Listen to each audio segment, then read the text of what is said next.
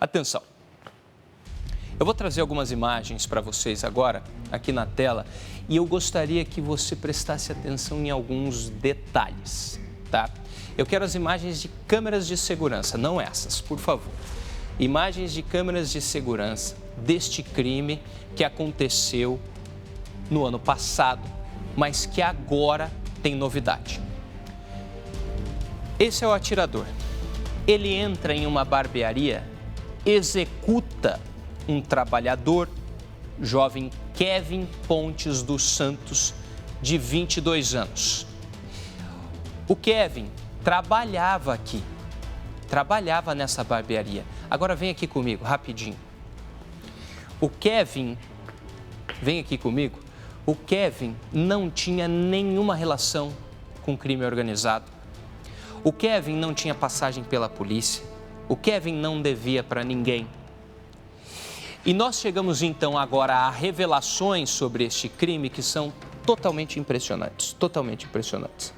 Eu vou trazer agora a outra imagem de câmera de segurança, Lelo, aquela do Kevin primeiro entrando, né? Aqui é o carro, esse é o carro dos executores passando, atenção.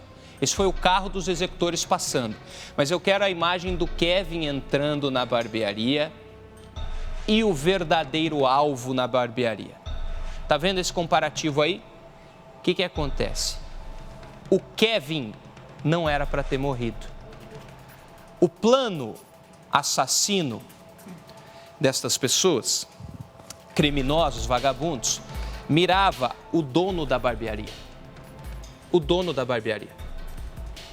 O Kevin, por infelicidade, naquele exato dia, foi com uma roupa muito parecida com a do dono da barbearia. A investigação apontou que ele foi executado, que estes criminosos executaram o Kevin por engano. E o Vinícius Rangel está ao vivo na divisão de homicídios para conversar com a gente. Ô Vinícius, que caso absurdo, meu amigo. Que coisa triste. Conta pra gente, está com o delegado por aí, né? Pois é, Lucas, é um caso que gera revolta pela crueldade, pela frieza e a infelicidade de uma situação acontecer dessa forma, né? O Kevin estava literalmente ele com as mesmas roupas, jaqueta, blusa preta, de boné, de calça jeans apertada, a mesma roupa que foi usada inclusive pelo alvo desse crime, né, que acabou não sendo atingido por nenhum tiro e, infelizmente, quem veio a óbito, quem morreu dentro da própria barbearia foi o Kevin. Ao meu lado está aqui o doutor Diego Valim. Doutor, muito boa tarde para o senhor. A gente está ao vivo aqui no Tribuna da Massa, nossa audiência está entre as primeiras agora neste momento. E eu queria saber do senhor o seguinte, naquela imagem que dá para perceber exatamente ali o momento em que esse atirador já chega de capacete, né, e com a roupa toda coberta, estava com blusa de frio também, já chega atirando, ou seja, ele nem mesmo olhou para o lado, nada, ele só apontou a arma e executou ele a sangue frio. Boa tarde. O que a investigação apurou é que eles estavam rondando já a barbearia algum tempo antes, tanto o executor quanto o mandante do crime. Então, eles identificaram que o alvo principal se encontrava dentro da barbearia. Então, saíram desse veículo, o executor pegou uma motocicleta e se dirigiu até a barbearia. Então, os dois estavam com as roupas parecidas, estavam com um casaco preto, um boné preto. O que foi identificado é que o mandante teria apontado quem seria o alvo realmente para ser executado. E nesse meio tempo deles trocarem o veículo ali, o executor pegar a motocicleta, possivelmente eles teriam trocado de lugar dentro da barbearia. Então, o executor entrou a mando lá do mandante, efetuou os disparos contra o Kevin. Então, a investigação inicialmente até ficou surpresa, porque a gente ouviu diversas testemunhas. O Kevin era uma pessoa tranquila, não tinha passagens pelo setor policial. Então, o que levou o foco dos investigadores mudar para o proprietário da barbearia. Então, foi conforme a gente foi investigando e chegou até o mandante do crime. Agora, doutor, a gente pode observar o seguinte, a frieza, porque ele chega de capacete, e até mesmo o capacete, não dá para saber se a viseira está abaixada ou se não está, já tem essa dificuldade, e ainda com os dois com a mesma roupa. Ele não teve nem muito tempo ali de achar que poderia ter uma outra pessoa ali dentro.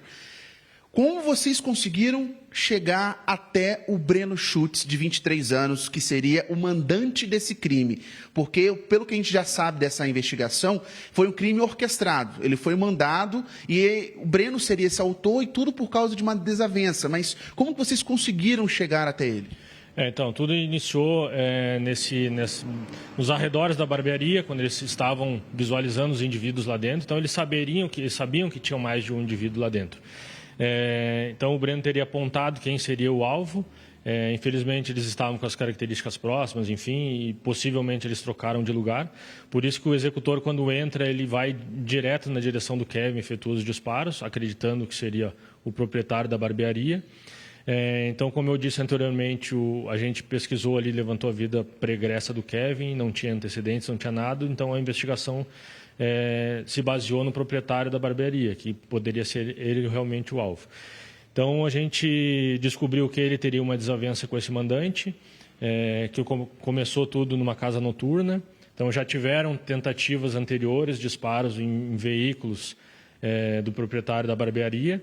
Então, nisso a gente estreitou essa linha de investigação nesse sentido. Então, começaram a aparecer mais denúncias também, mais informações de testemunhas que realmente apontassem ali que ele seria o mandante desse crime.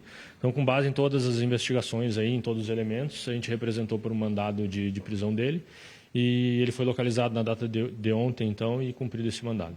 Agora, doutor, só para a gente encerrar. O Breno ele foi preso, inicialmente ele deu alguma versão diferente, ele se posicionou, depois ele revelou a história. Com o que ele teria dito em depoimento? Ele disse, ele já tinha sido ouvido anteriormente no inquérito policial, então ele teria negado os fatos. Durante a prisão ontem, informalmente, ele acabou confirmando ali essa história e toda essa motivação do crime para os policiais. Ele não foi ouvido formalmente novamente, então ele vai ser ouvido ainda na sequência.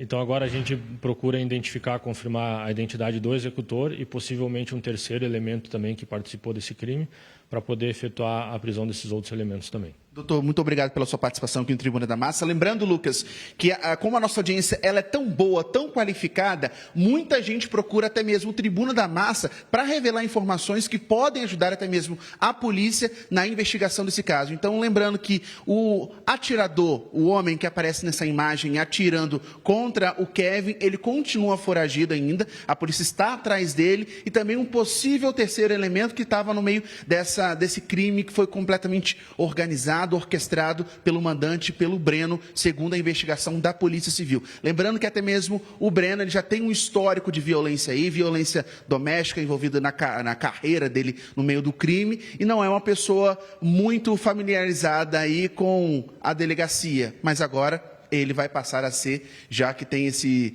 histórico e só agregou ainda mais toda a situação triste e lamentável que ele carrega para a vida dele.